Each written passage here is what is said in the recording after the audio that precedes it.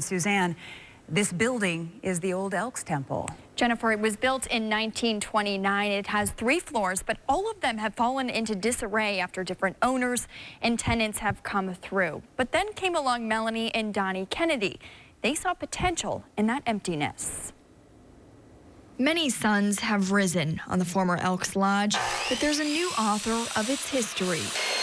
We have lost our minds a little bit. Melanie, a local hairstylist, and Donnie, a war vet, and their 2 kids traded quiet family time for sawdust. Lots of measuring and to-do lists. Donnie making the purchase, well, on his own. I, of course, I'm like, what?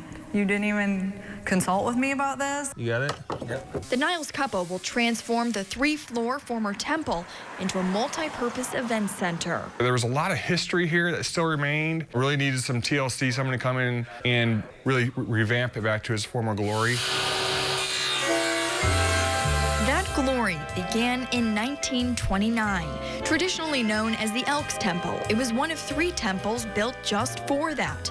Only those 3 temples could be used for Elks members' weddings and funerals. All of the doors, even the handles, the doorknobs, all have the Elks logo. All of the Elks will be restored, and so will the clocks. All of them painted and set at 11 o'clock. It's an old Elks tradition to toast to its members. Early newspaper articles show that the first pin-setting machine in the country was developed for and implemented right here at the old Elks Lodge. The owners actually found these old bowling ball return lanes underneath the stage, and they plan on restoring them. The top floor was a former ballroom, but Lodge 1322's charm crumbled.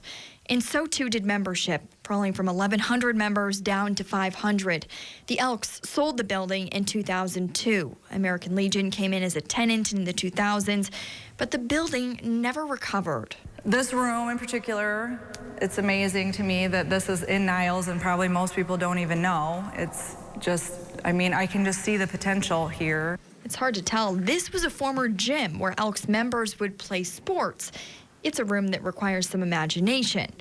But another room downstairs, not so much. The members-only Stag's Lounge, I mean, I can only speculate. Signs will change, and likely the prices too. It's crazy how many really cool historical things are here, and they've just covered over them and kind of try to bury it. Like old bowling lanes underneath the basement floor. Donnie is repurposing some of them to use as a bar top. But something about those lanes stuck in Melanie's mind. When I noticed in my parents' wedding photos that that was actually the floor that they danced on, then, you know. Melanie's parents had married in 1974 on the same basement floor that is still in existence today. Well, if we pull it off, I would feel like a sense of huge accomplishment because it's a large task, to say the least. The building is called the Grand LV, L for her father, Lenny, and V for her mother, Vicky.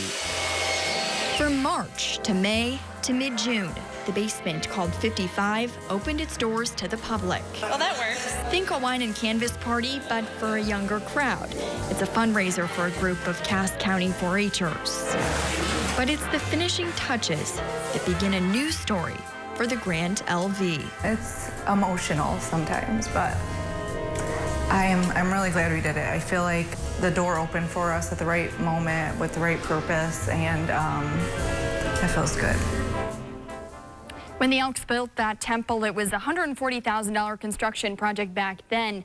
But today, the Kennedys bought that building for $150,000. They're hoping to take it 1 floor at a time. You saw the basement downstairs that finally opened. It can hold 200 people, but upstairs, that ballroom you saw can hold almost 500 people. That's unbelievable. I mean, the potential there is sky high, and people are interested. And that's the part. They just love that potential of the building. And that's right. They've already booked 3 weddings, and they also have some fundraisers that people have approached them about. So really, the interest is definitely there. They said they're actually getting interest on that ballroom that holds 500 people, but they're like, we can't even entertain those requests at this point because that's a long way off. Yeah, they'll get there. Yeah, it's going to be new and fresh, though, and so many possibilities. Sure. All right, Suzanne, thank you.